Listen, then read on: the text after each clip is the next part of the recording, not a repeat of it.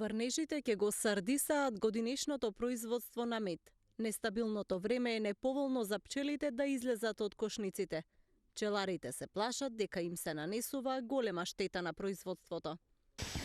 Па еве багремот поминува. Ние сме регион во Струмица што е потоплите краишта, Југоисточна Македонија, Вардар, Повардарје.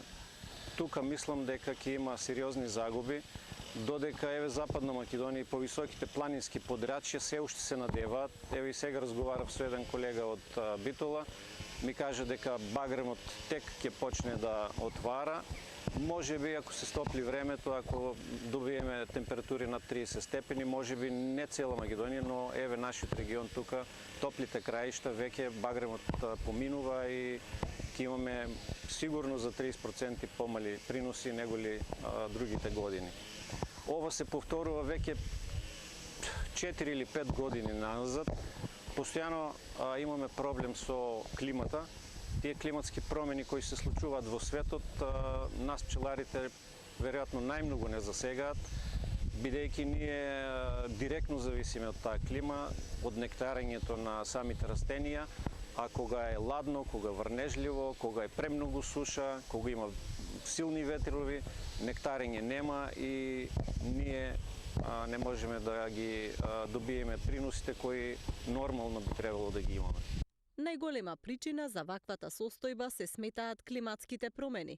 Пчеларите велат дека особено е забележливо опаѓањето на приносите мед последниве години.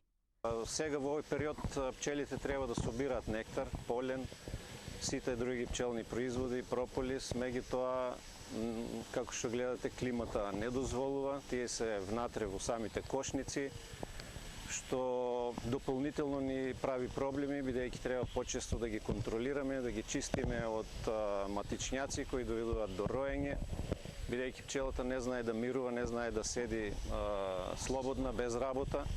И кога еве вака има такви временски услови, зголемен е ризикот од роење. Па по пчелно семејство да збориме, бидејќи за поголем регион немам информации, немам податоци, но знам дека еве во Македонија просечен принос беше 8,5 килограми пред овие климатските промени да настанат, тоа значи пред 4-5 години беше околу 8,5 килограми по пчелно семејство. Меѓутоа сега не верувам дека овој просек го има. Дали 4 или 5 килограми, еве вака некоја паушална процена, мислам дека е многу малку за да можеме рентабилно да работиме. Андонов вели дека производството на мед е доходовен бизнис во нормални услови. Токму затоа и формираа пчелна задруга Пчелин рај и мотивираат млади луѓе да се занимаваат со пчеларство.